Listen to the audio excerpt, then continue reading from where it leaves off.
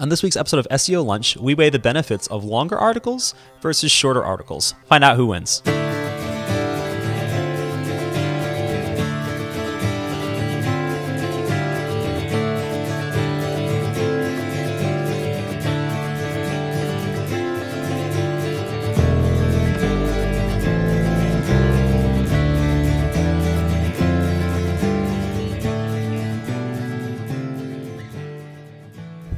Hey everyone, and welcome to episode number 63 of SEO Lunch. Wow.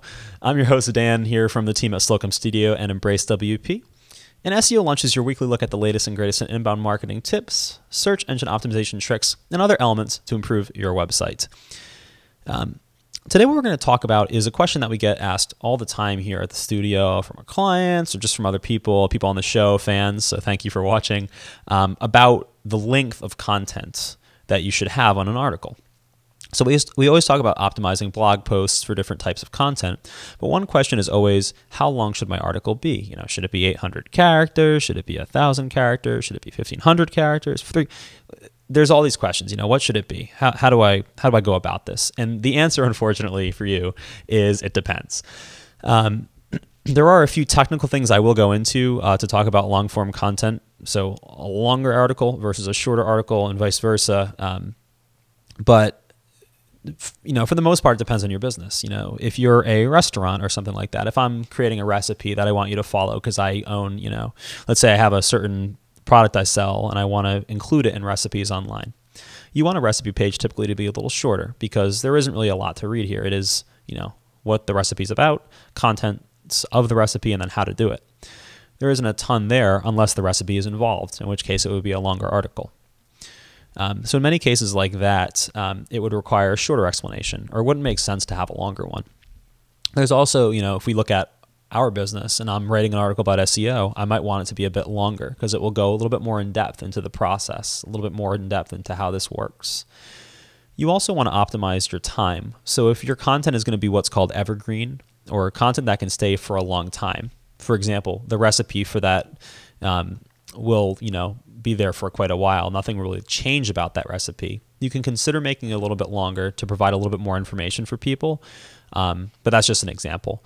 There could be other, you know, for example, I've talked about in the past changing oil in cars and writing an article about how to change an oil filter on a 2006 Corolla. That would be the exact same article now as it will be 5 years from now. So you might want to make that a little bit longer to provide more information and let people read the page for a little bit longer. The other reason to kind of make your page your article a little bit longer potentially is what is called in-depth articles. Now, this was instituted by Google relatively recently on Google's terms. And what an in-depth article is, you might see when you do a Google search, is an article that has a lot of content that really gets in depth. You know, the readership has spoken. They really like the article.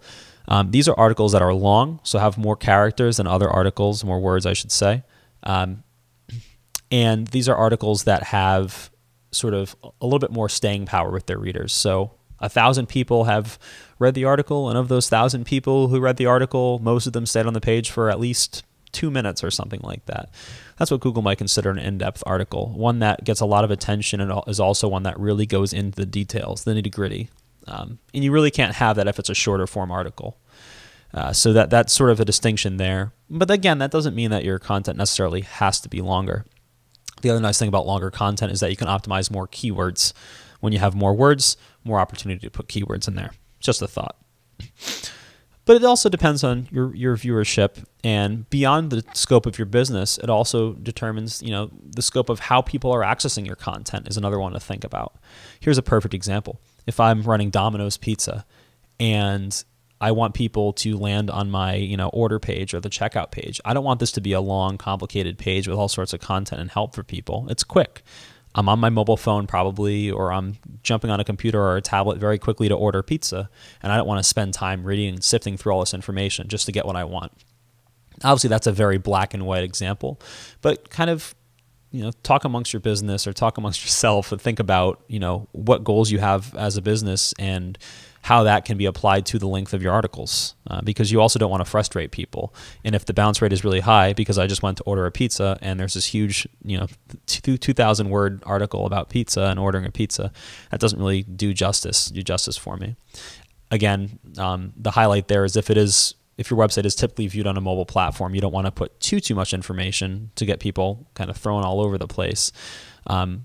And if you do, you want to make sure that the call to actions are at the top of the page or somewhere easily accessible right from the click. So right when I go to that page, I can easily get that information, which is always good. And you can use your Google Analytics to track and see, how much of your viewership is mobile, and how long people are staying on pages. You can A/B test and optimize your pages based on those findings that you get. Another really cool tool you can use for a happy medium is what's called pagination. Now in WordPress, you can use HTML code. If you're using a WordPress.org powered website, you can use HTML code, or you can even use nice plugins like PageNavi to paginate, which basically means I have a really long article, but I'm going to break it up into 3 pages so it's easy to index. There are a lot of really cool tools out there to optimize your page so it doesn't seem like a huge long read, because then some people could look at the page and say, there's way too much here. I can't possibly read it.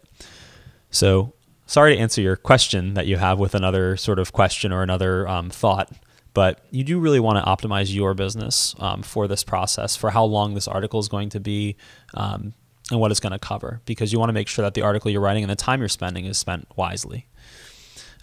If you have any other comments, please let us know below on the comments page. If you want us to run an audit of your content, let you know what sort of content you want to write, we do have consulting. You can contact us at embracewp.com/contact, and we can talk about our pricing for an SEO audit. And then of course our consulting is available at embracewp.com/pricing plans as well, to just get a more general overview of what our prices look like.